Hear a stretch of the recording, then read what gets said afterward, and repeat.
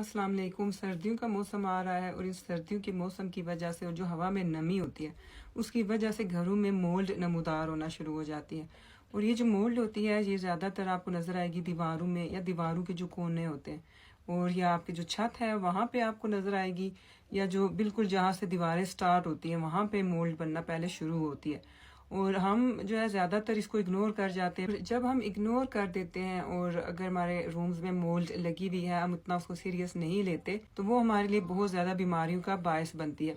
अगर आप थोड़ा ज़्यादा अरसा मोल्ड वाले रूम में रहते हैं, वहाँ पे सांस लेते हैं, तो सबसे पहले जो आपको सिम्टम्स वगैरह ज़ाहिर होते हैं कि आपका जो रनी नोज़ हो जाता है या जो नोज़ होता है वो ब्लॉक हो जाता है।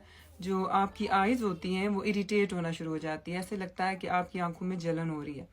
और इस मोल्ड की वजह से खांसी होती है, और खांसी बाज़ दफ़ा इतनी शदीद हो जाती है कि वो इंसान को बहुत ज़्यादा तकलीफ देती है, क्योंकि मोल्ड हमारे फेफड़ों को मुतासर करती है। जहाँ पे ये शदीद खांसी का बायस बनती है, गला ख़राब होता है हमारा जो नोज़ होता है वो रनी या कंजेस्टेड हो जाता है। इसी तरह से आप सोच ही सकते होंगे कि ये हमारी नींद का भी मसले पैदा करती है, स्लीप एपनिया जिसको कहते हैं।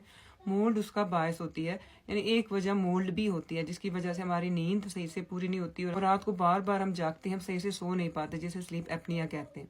बहुत सारे हेल्थ एक्सपर्ट्स जो हैं उनका ये भी मानना है कि अगर आप ज़्यादा अरसे तक के लिए मोल्डी रूम्स में रहते हैं, मोल्ड को ब्रीथ करते हैं, तो वो आगे चल के बहुत ख़तरनाक बीमारियों का बायस भी बन सकती है, जैसे कि कैंसर वगैरह।